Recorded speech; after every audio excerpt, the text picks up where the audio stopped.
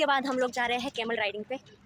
इतना मज़ा आ रहा था ना, इतना मज़ा कि ये जो कैमल है ना, ये ऊँट ना बहुत मटक मटक के चल रहा था। तो like I am literally enjoying it.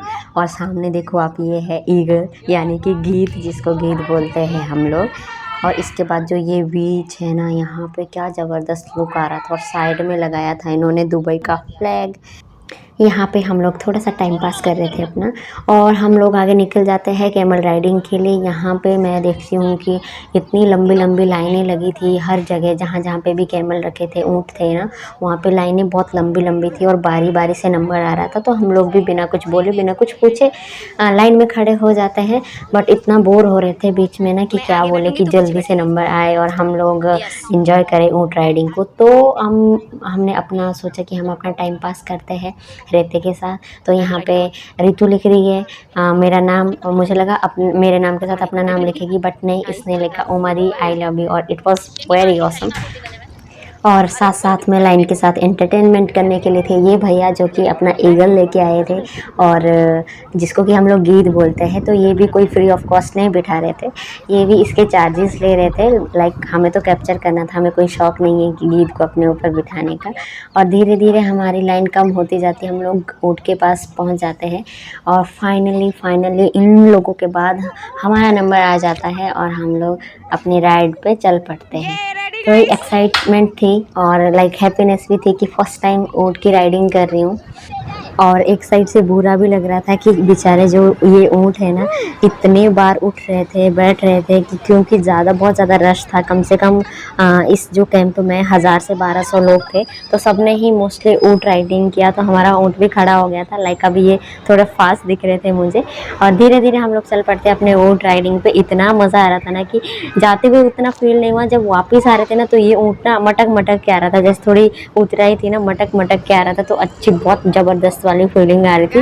Literally मैंने काफ़ी इन्जॉय किया और मैंने लाइफ में फ़र्स्ट टाइम ऊँट राइडिंग की, और it was very amazing guys. अगर आप लोग भी कहीं जाते हो डेजर्ट में तो ऊँट राइडिंग ज़रूर करना। एक अलग एक्सपीरियंस रहता है लाइफ का, और एक शानदार एक्सपीरियंस रहता है। और इसके बाद हमारा ऊँट बैठ जाता है एकदम से फटाक से, और दूसरे वाला ऊँट भी बैठ जाता है। हमारी राइडिंग यहीं पे ख़त्म होती है। इसके बाद बारी आती है रितु, शांता मैम, और दूसरे ऊँट पे बैठते हैं हिमानी और सपना।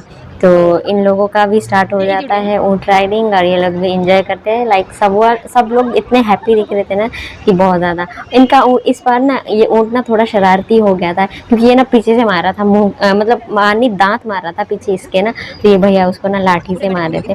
तो अभी क्या हो जाता है कि इनका ऊँट तो बैठ जाता है रितु वगैरह का जल्दी। तो ये पहले बैठने के लिए मना कर रहा होता है, बिल्कुल मना कर रहा होता है, फिर ये बैठ जाता है एकदम से। और दूसरा जो क्लोल होती है वो यहाँ होती है। इनका ऊँट ना आधे में अटक जाता है, बस इतना बैठता है, उसके बाद बैठता ही नहीं, ऐसे ही रह जाता है। कम से कम 25 से 30 सेकंड के लिए खड़ा रहता है और बैठता ही नहीं। ये लोग ऐसे ही अटक गए।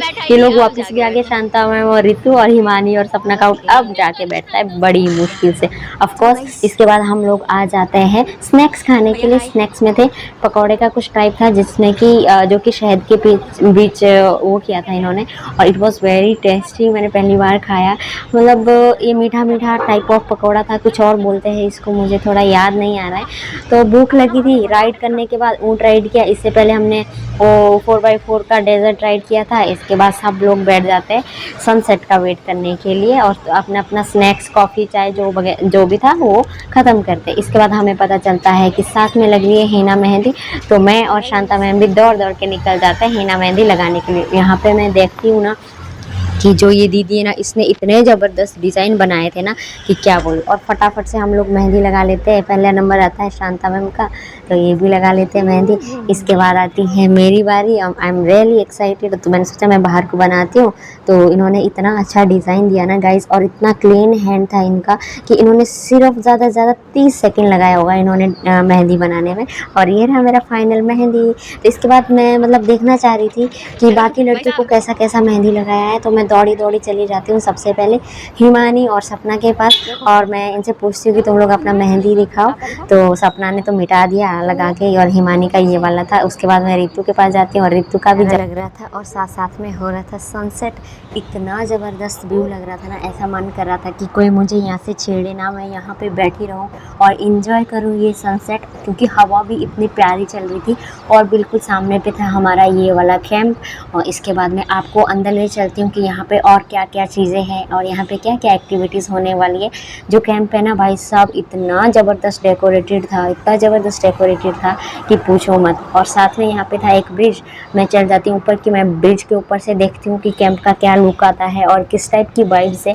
और हवा इतनी प्यारी चल रही थी, और धीरे धीरे थोड़ी थोड़ी लाइटिंग भी इन्होंने स्टार्ट कर दी थी। तो ये है कुछ इस तरह से यहाँ पे कैंप का पूरा व्यू। और नीचे देखिए कितना ज़बरदस्त कैंप लग रहा है, और लोग इतने घूम रहे हैं यहाँ पे। तो इसके बाद मैं सोचती हूँ, मुझे झूला दिखता है सामने ना, और झूला झूल लेती हूँ। मैं कहा एंजॉय करते हैं भाई, सब कुछ पैसे दे के हैं और फ्री में भी एंजॉय कर रहे थे कुछ चीज़ें। तो झूला झूलने के बाद मैं आपको सीधा लेके चलती हूँ अंदर, कैंप के अंदर क्या क्या चीज़ें हैं और इन्होंने किस तरह से डेकोरेट किया है। ये देखिए पूरा ये जो ब्रिज है ना, ये लकड़ी का बनाया है इन्होंने सिर्फ। और साथ साथ में आपको दिख रही होगी इन्होंने हर कैंप के आगे ना दुबई का झंडा है।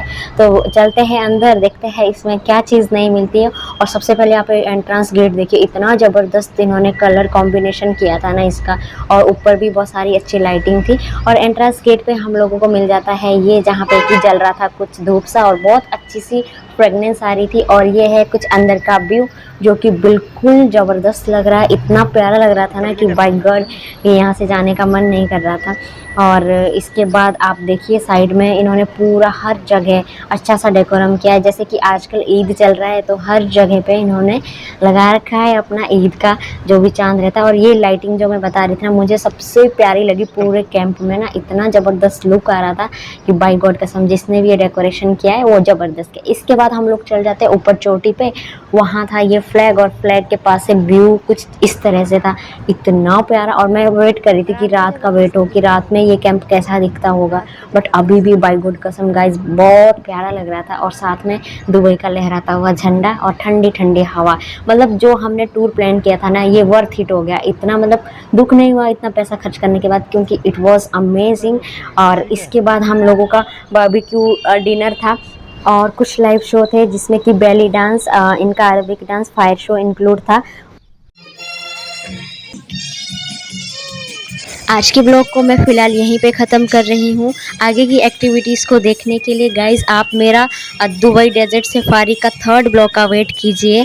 तब तक के लिए बाय बाय, टेक केयर। और वीडियो के अंत में लाइक, शेयर एंड कमेंट करना ना भूलें। Thank you so much for watching. Bye, good night everyone.